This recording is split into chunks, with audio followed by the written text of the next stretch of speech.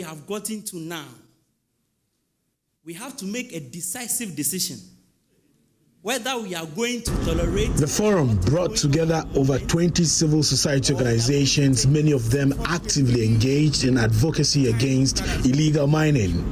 The dialogue opened with the Minister for Lands and Natural Resources, Emmanuel Amakufibua, who gave an update on progress made in the fight against illegal mining. He revealed that comprehensive regulatory reforms are underway and 250 mining licenses will be revoked in the coming days.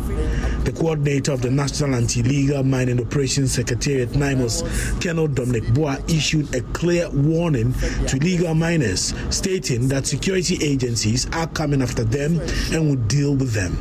We'll continue to burn them in the water. The forest reserve, whatever equipment we cannot use, we will damage them, including excavators. We'll scatter them into pieces in situ. His Excellency, Mr. President, with your permission, I would like to send this warning to illegal miners, their assigns and financiers, that they are the first or prime enemies of the state, and they will be dealt with as such. There will be no room for them to escape or to hide. NIMOS will smoke them out very soon. The Attorney General and Minister of Justice, Dominic Ayine, also announced that LI 2462, as amended by LI 2501, will commence in October 2025. He added that a new tribunal bill, which will create dedicated courts for mining offences, has already been submitted to Cabinet and is likely to be passed by Parliament when it resumes. He gave an update on some high-profile prosecutions. And I'm happy to announce that in 2002, the police conducted very diligent investigations in respect of Akonta mining, but the docket was hidden until we came to power. In fact, when we came to power and I started the investigation with the the Lands and Natural Resources Minister and the Forestry Commission, we were finding it difficult to get information. Subsequently, the police themselves owned up and presented the docket to my office 2 months ago. So as we speak, the charges against Chairman Wuntumi, Akonta Mining, and 5 others have been signed as I speak. Currently, we are waiting for him to be read his right to remain silent, etc.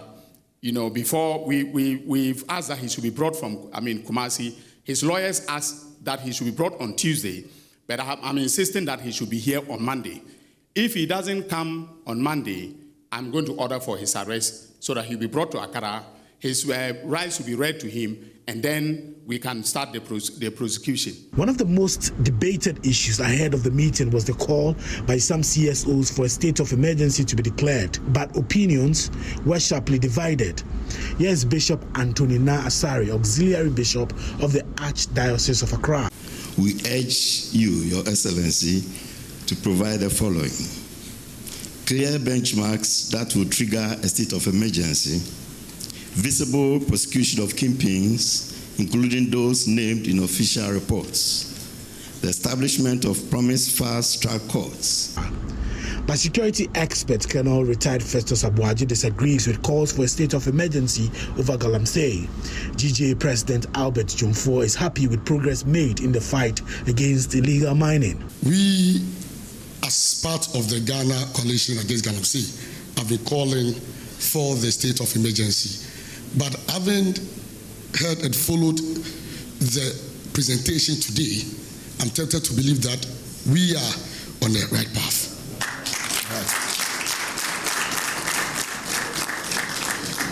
It is a matter of having progressive engagement and also getting the media involved in telling the story. President John Mahama says he will not hesitate to declare a state of emergency in areas affected by illegal mining if Ghana's National Security Council advises that it is necessary. You know, yes, I have the power to do it, but the president acts on the authority, not only on the authority, on the advice of the National Security Council. And as at now, this moment, The National Security Council believes that we can win the fight against Galamsey without a state of emergency. I want to assure you that the day they advise me otherwise, that, boss, now we need a state of emergency, I will not hesitate in declaring a state of emergency. But we do still think that we have the powers to be able to win this fight. And as we deploy more troops and we apply more resources to the fight, I'm sure that gradually we'll begin to see that we're winning the fight. An executive of the Small Scale Miners Association, Henry Ben Smith, also rejected calls for a state of emergency. But if your son is not doing well and you are not teaching your son what the right way to go, and you say, I'll kill you. Whoever has killed his son because the son has gone to do something wrong to that father, you will not do that. If you're a father, you're not going to do that.